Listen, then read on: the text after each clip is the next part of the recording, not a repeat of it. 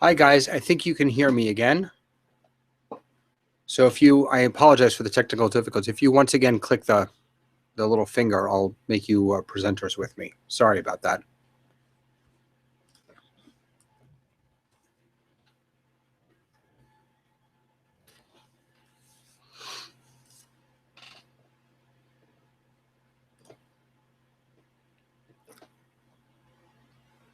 There we go. I see you, Brandon.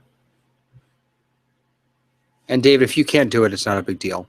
We'll just start as soon as Brandon jumps on.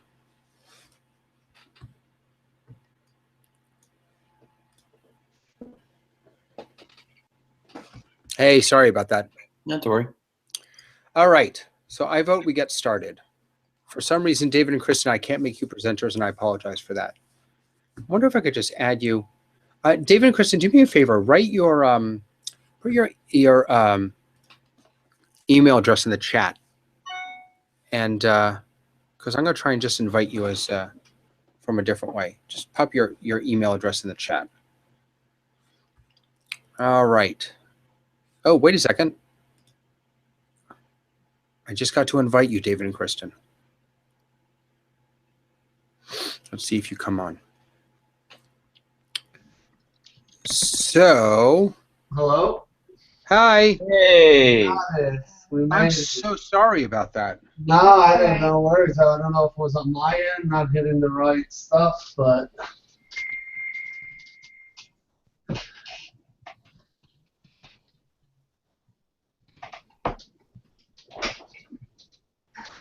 My browser keeps crashing. I don't know what the hell's going on. I'm just going to start talking and hope for the best. yes, we hear you loud and clear and see you and everything. Okay. All right. So, all right. So last week we talked about, or 2 weeks ago we talked about the whole idea of mitzvah, the whole idea of commandment and connection, and what do we have to do? What do we not have to do? In the 613 mitzvot.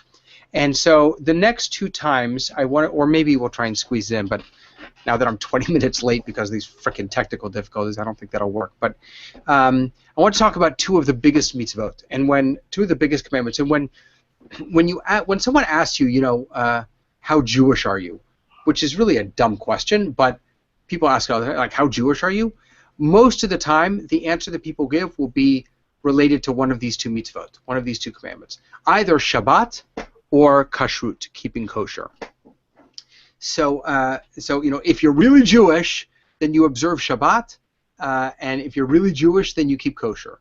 It's a dumb idea to think about someone being really Jewish or really American. I mean, it doesn't make any sense. But a lot of people use these 2 mitzvot as sort of the litmus test for how Jewish you are, right? So what is Shabbat? So before I tell you, why don't you guys tell me where does the whole idea of Shabbat, the Sabbath, come from? What is it based on? Isn't it from Genesis? Genesis, okay. Be more specific. Sure. I mean, they talk about, God created the earth in the first day and the second day, and on the 7th day he rested. Exactly, And right. From this, I would presume the rabbis extrapolated, well, on the 7th day, then we should rest. So it's not so much the rabbis as much as the Bible itself. The Bible actually does that work for us. So the Bible actually says in the beginning, on the 6 days I created the world, and the 7th day I rested, and so you shall rest as well. Okay. Now, we have to just put over in a corner somewhere the word rest, because what that actually means is a little tricky. We also have to put over here somewhere the word work. All the stuff we're not supposed to do, work, we have to also put that up somewhere because we're going to have to come back to that in a second. But I just wanted to, and I don't have an answer to this question, but I just wanted to throw it out there. First of all, does God need to rest? I mean, right, that's kind of a fundamental question, right? I mean, this is God we're talking about. So God worked for 6 days. What, was God so exhausted that God had to take a break? I mean, this is God we're talking about, right? So that's one question. And another question is, on that 7th day, did God really rest and do nothing, or did God create rest and the idea of doing nothing? So, when you're in Hebrew school and stuff, you talk about how God rested on the 7th day. But the problem with that is that there was no such thing as rest at that point. Right? God is still creating everything, and there was no such thing as rest. So some people suggest that actually what happened the seventh day is God didn't rest God's self. God created rest. God created Shabbat, and that actually the seventh day was an act of it was an active day, right? For God at least, it was a creative, active day. So so let's talk about rest and work for a second. So the Torah says you should rest, and you should lo ta'aseh melacha. Don't do any work.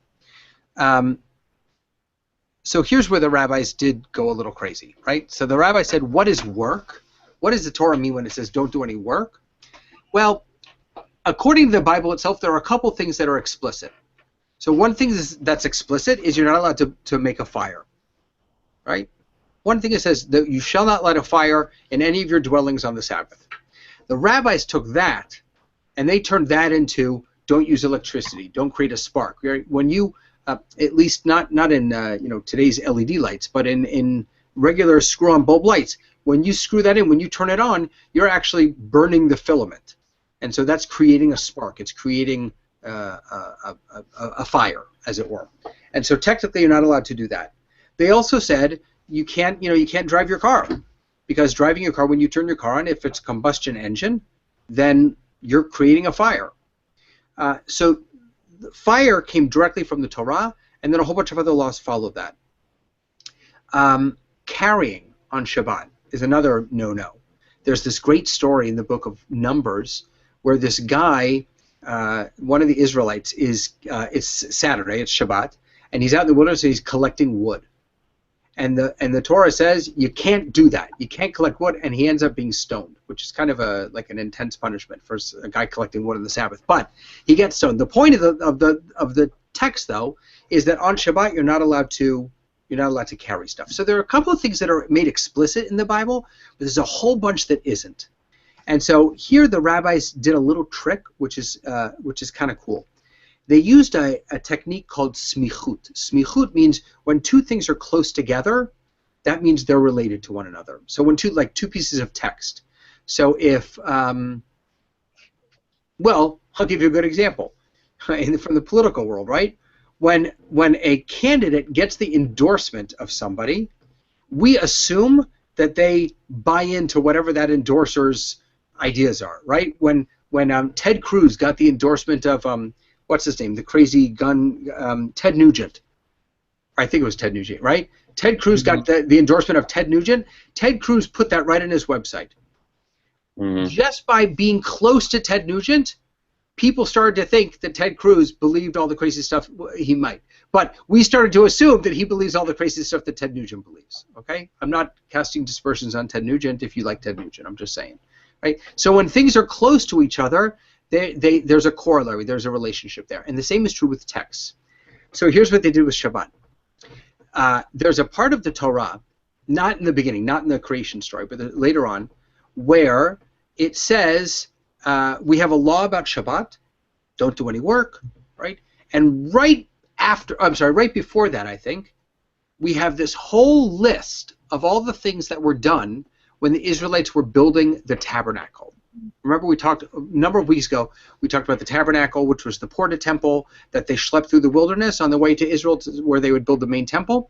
So there was a whole bunch of stuff that they had to do. They had to cut drapes, and they had to hang stuff, they had to carry stuff, all this different stuff that they had to do to build the tabernacle.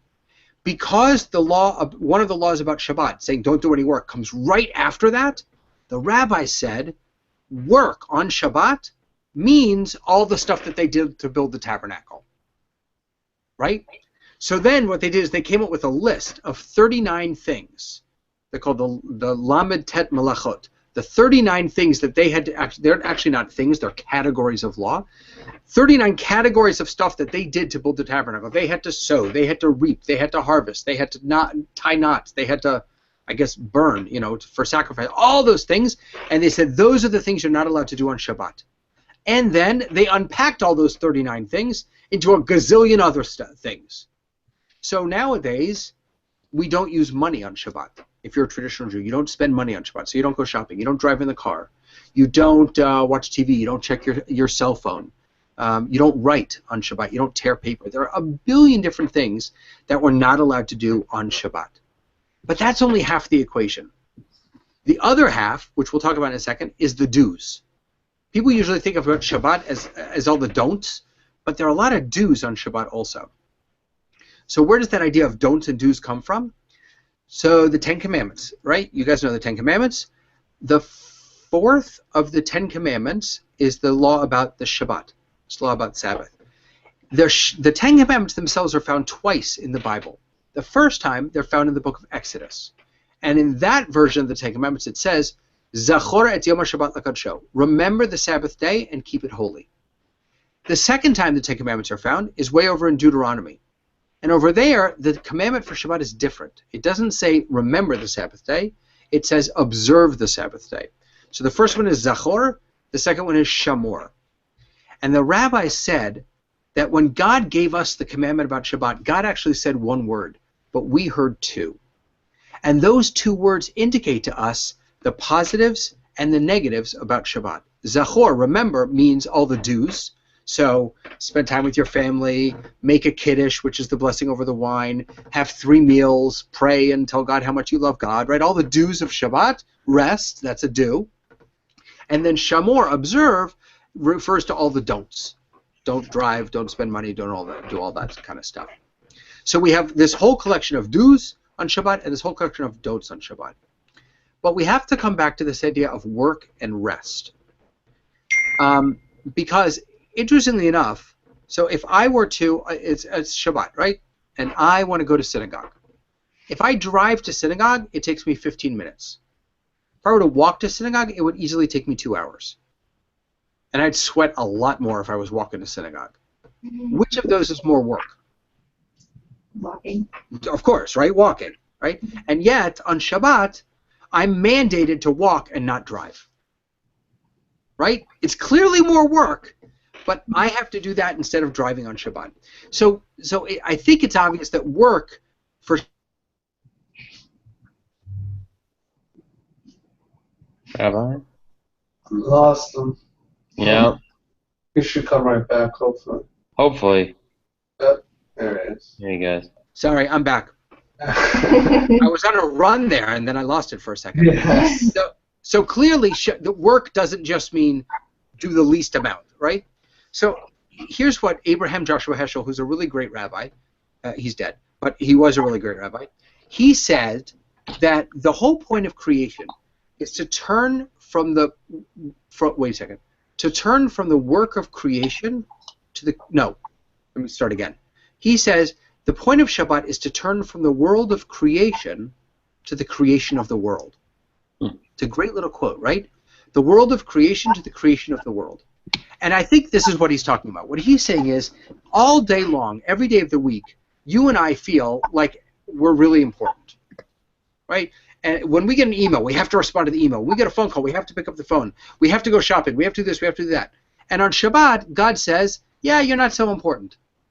You know, if you don't answer that phone call, the world will still keep spinning. If you don't answer that email, if you don't go shopping, the world's going to be just fine. We spend all of our lives creating. And on this...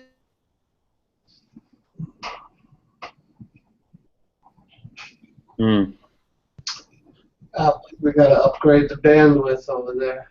Yeah. He gets on a roll and then... Yeah, it's all right. If I'll just pop back in every time it pops out. Until we get sick of this, and then we'll just stop. But so all I was saying is that we spend all of our days creating.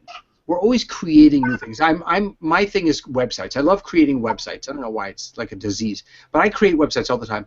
This one day of the week, God says, stop thinking about what you've created and focus on what I've created. Move from the world of creation to the creation of the world. Bill Cosby, who of course has since been disgraced, had a great piece that he used to do about creation, and he says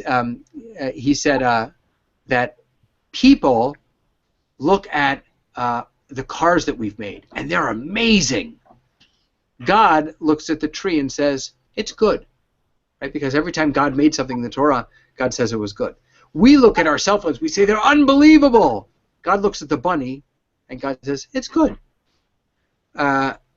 Nowadays, the car has a flat, and the cell phone doesn't have reception. but the tree is still standing and the bunny is still hopping. Shabbat is a day for us to stop focusing on all the things that we create, and to move away from that work, the work of creation, and focus on the world, the creation of the world, and the work that God did.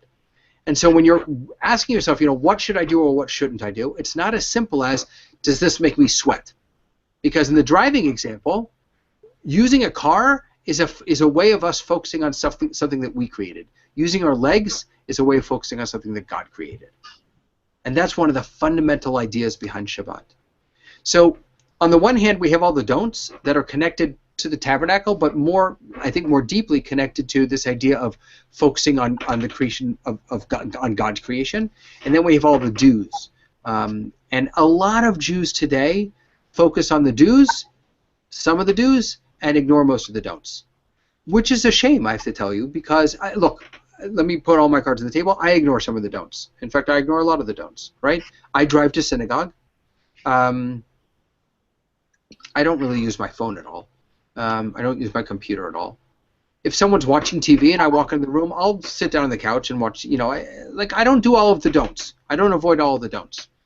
But there is something to be said for the mindset that comes with those don'ts, right? This mindset of, I'm not the center of the universe, that God actually made this world, and this world is going to keep on spinning, and this world actually is beautiful enough without all the crap that I've put into it. That's a big piece of it. When you walk to synagogue or you walk to a friend's house, when I lived in Sharon,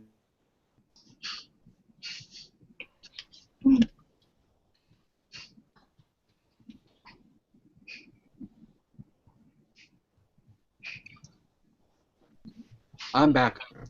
When I lived in Sharon, Massachusetts, I lived right between the one Orthodox synagogue and another Orthodox synagogue, and all the Orthodox people would always be walking right in front of my house. And one of my dear friends and I, Rabbi Mesler, we would walk to this class. We'd always go to a class Saturday afternoon with this rabbi down the street we just loved learning with him.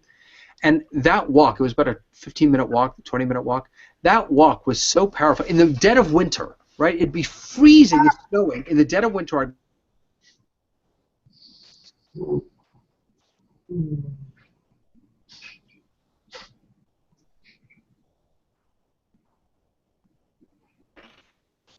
This is officially ridiculous now.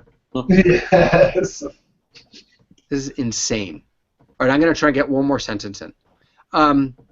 That walking was so, just being outside and using my legs and being in nature was so powerful. And it wasn't just about being in nature. It really was about sort of recognizing that what God made is good enough. One of the interesting things about Shabbat is that the service is different on Shabbat than it is on a weekday.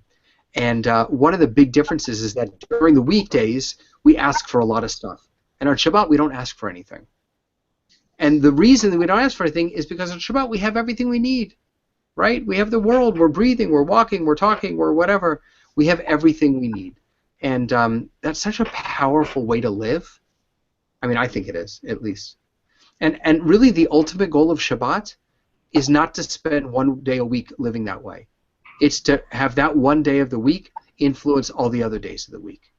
It's to be able to take a little bit of Shabbat, a little bit of that awareness, a little bit of that appreciation for creation, and bring it into every day of the week. We just imagine what our world would be like if we could live with that kind of awareness, That's Judaism, I think, at its best. That's religion at its best, giving us a deep awareness of God in our world and helping us realize that, we're not, it's not all about us. The question that Hillary got at that town hall by the rabbi, right? I don't know if you guys, David and Kristen, did you happen to see the town hall where she was asked a question by a local rabbi? Did you happen to see that? No. So she was. He told this great story by Rav Simcha Bunim, who says that we should always carry around 2 slips of paper, one in each pocket, and one slip of paper should say the entire world was created for me, and the other slip of paper should say I'm nothing but dust. And when we're feeling particularly full of ourselves, we should take out the piece of paper that says I'm nothing but dust. And we're feeling very down on ourselves, we should take out the piece of paper that says the whole world was created for me. And he asked Secretary Clinton, how she balances that, right, in her own life. How she balances the big head that has to come with holding public office and the humility that that we all strive for. And she had a really good answer, but that same question, I think, is answered in part by Shabbat. Shabbat reminds us that we are nothing but dust, and that the world is bigger than us. So I don't want to push my luck here. It's still going.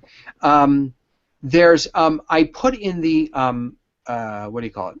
In the syllabus a list of all the don'ts and a whole bunch of biblical citations. But I wanted to ask you, first of all, do you have a Shabbat anything? Right? Do you do anything on the Shabbat, either Friday night or Saturday? And if you don't, can you imagine carving out some time in your week to bring some of that awareness, to bring some of that appreciation into your life? David and Kristen, let's start with you. Do you have anything that you do right now? Do you recognize the Sabbath, the Shabbat in any way? No. No, yeah. I want to start. Yeah, at this point, not really, but I feel like as we're getting a little bit older and mature and settling down now and enjoying a dinner and each other's company, can be a little bit more mindful of those type of things and say, hey, let's not drive like today or do that, and like go one step at a time and start to do that now, Right. That the Friday night dinner is, for most people, I think that's kind of the that's like the moment that people really appreciate. It's I mean, I grew up, doing Shabbos as a kid and stuff, and every Friday it was that. I wasn't allowed to go hang out with my friends after, and all my friends were hanging out, and I'm like, oh God, let me go play, and it just wasn't an option. And so, like, looking back at it, some of it was definitely nice, and like you said, the do's and don'ts. Back then, I didn't have a decision on the do's and don'ts, but now to be able to have some decisions and to start incorporating some stuff, I think we're both very interested in. Believe it or not, I think Kristen's even more interested in than I am. I am. Yeah. And look, it's always easier to start with the do's. Right, so adding a Friday night, making sure you have dinner together Friday night, maybe saying a blessing over the wine, a blessing over the challah, something. Even making your own challah, it's something that we do here. There's crappy challah in South Florida, at least where I live, and so we started up north. Actually, my wife, but we make challah every single week, and you're just in a bread maker, like it's nothing, and that is something that just it distinguishes it from any other day of the week. Another thing that I do is I only wear. This is going to sound stupid probably, but I only wear white shirts on Shabbat. That's like my thing. I wear white shirts on Shabbat. I never wear white unless I have a funeral or on Shabbat. Right? When I drive to synagogue, I have 3 rules. Rule number 1 is I don't take highways. I don't drive on highways because a highway suggests that you have something really important to get to, and the whole idea of Shabbat, remember, is I don't really have anything important to do. So I don't drive on highways, I don't speed, and I only listen to Jewish music in the car. Those are my 3 Shabbat driving rules. Here's another thing that I do. I turn lights on and off on Shabbat because, to me, wasting that electricity and harming the environment is antithetical to the whole idea of Shabbat. I want to preserve God's creation. But I also want to recognize that it's Shabbat, right? And I should do it differently. So I do it, it's called shinui. I do it a little differently. I don't just flip the switch like this. I'll use my elbow, or I'll use the back of my hand, or something like that. Right. All these little things, it's not so much about the don'ts as it is about finding every opportunity I can to remind myself about this day. Being mindful of all of that. Exactly. Yeah. Look, I'm not. Can I tell my 17-year-old that she can't go out on Friday night? Maybe I could have. I mean, at this point, forget it. I'm screwed. But I mean, I guess I could have at one point. But we tried to create Shabbat experiences that she would want to participate in, and not that she would have to. Which, by the way, brings us back to a couple of weeks ago. The whole idea of that religion, that Judaism can say to you, don't. Right? That religion can tell you not to drive on Shabbat. To Orthodox Jews, that's not even negotiable. It's you don't drive on Shabbat. If you're an Orthodox Jew and you're driving somewhere and Shabbat is coming and you're not going to make it in time, you don't keep going. You get off the highway and you get in a hotel because you do not drive on Shabbat. For us liberal Jews, that's that's a little foreign, I think. Right. I will say that I do think, and again, I'm not Mr. Righteous because I don't follow all the rules, but I will say that having lived a traditional life, that there's real beauty when you just dive in. There's something really beautiful to be said for diving in and experiencing the whole idea of Shabbat, not just the dues. But that's hard for a lot of people, and it's a choice that a lot of people don't make, I think. Brandon, do you get any time to kind of be mindful and?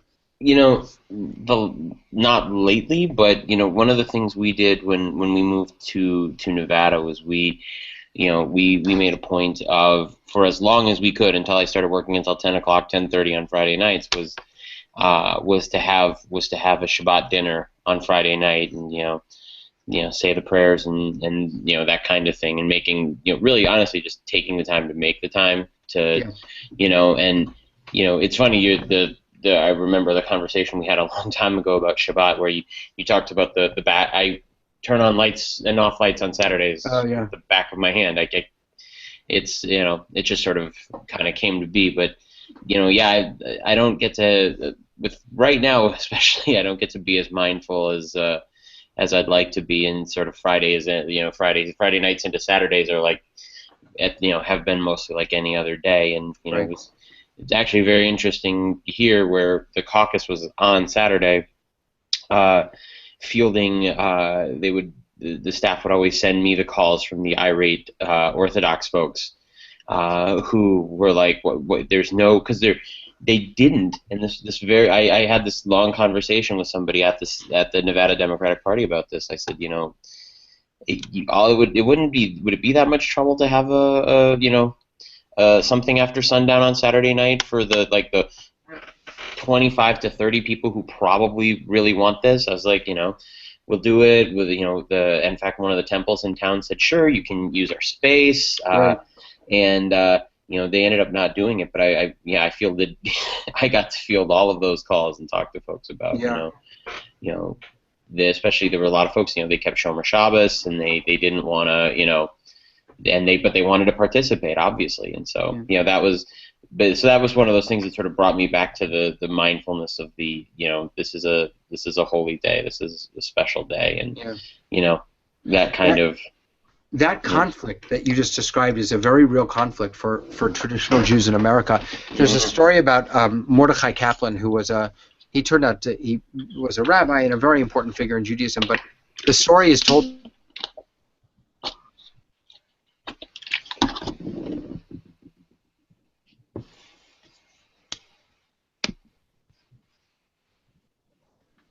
I'm back. Sorry. The story is told that when he was coming over from Europe, and he was a little kid, and he was on a ship, and he was down in the hull of the ship because it was Saturday, it was Shabbat, and the sun hadn't gone down yet. Upstairs, he could hear fireworks because they were approaching New York, and it was around July 4th, and he could hear fireworks, and he desperately wanted to go upstairs and see the fireworks, but it was Shabbat, and he was still praying. So he's praying like furiously, wanting Shabbat to end, as if he could will Shabbat to end more quickly. Shabbat finally ended. He ran upstairs, and he had missed the fireworks. And the story is that day is when he decided that he's never going to miss the fireworks again. And he crafted a Judaism that allowed people to live in both American society, secular society, and Jewish religious society. And for him, it was being a Jew was all about finding that balance. And so, as an Orthodox Jew in Nevada, how do you balance wanting to vote and that vote taking place on Shabbat? We have it all the time with kids who are taking the SATs, right? SATs are always on Saturdays, and I have to write letters for kids so that they can take it on Sundays. And it is a constant. Look, it's not. It's better than a lot of things, but it's a constant battle to try and keep that balance, to try and make mindfulness be a part of our lives. And I think the truth of the matter is that nowadays many Jews are finding different ways to be mindful. And you could argue that the point of Shabbat was not to spend this one day. It was to bring mindfulness into our lives. And so maybe it's okay that people aren't doing Shabbat, but they're finding it through yoga or they're finding it through something else. I still am very drawn to the idea of Shabbat. And, Shabbat is one of my busiest days. I work on Shabbat. Friday night I'm out late. Saturday morning I'm working. And yet it feels different. It just doesn't feel like a work day. And that's really something special. What else do I want to tell you about Shabbat?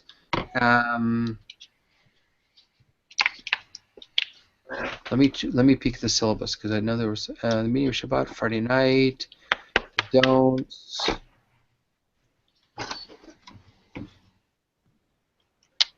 All right.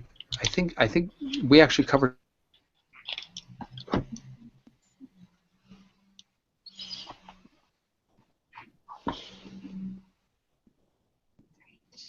All right.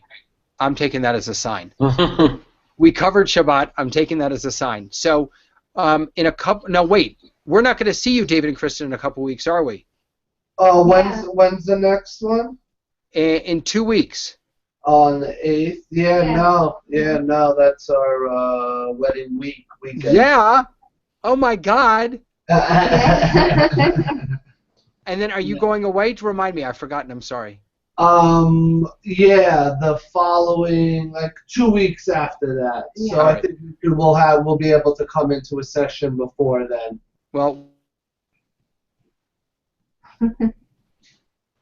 Thank you. Thank you very much. Well, look, whether you can jump back in or not, just accept our love and our celebrations for you. I hope it's everything that you dreamed it would be. And just remember, David, it's so not about you. It's all about Kristen. Yeah. It is all about Kristen. Yes. Anything I learned from my own wedding.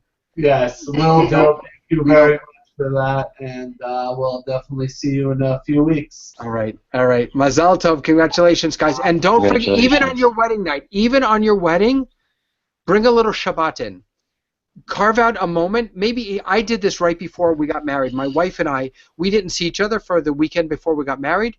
And before all the craziness started, we went into a room alone, and we just had a moment to kind of say, oh my God, look at what we're doing. Carve out a mindful moment for yourselves. Even with the photographers and the caterers, it's hectic and it's crazy. Give yourself just the moment and force it. Don't let your parents in, no one. Give yourself a mindful moment, and you'll remember that for the rest of your life. Yeah, no, definitely. That's a great idea. We definitely will try to do that. So, all right, cool. Thank you very much. You're welcome, Brandon. Congratulations again. Thank you. And I'll see you on the other side of the Caucasus today. Yep. Take care, Rabbi. I'm sorry about all the troubles tonight, guys. Take care. No worries. You're looking really good, Rabbi. You're looking starting to look much. Yeah. 46 pounds. Yeah. Wow. It's good. Looking good. It's called the Stop Eating You Fat Bastard diet. Yeah. All right. Have a good one. Bye, Rabbi. Bye. Bye, guys.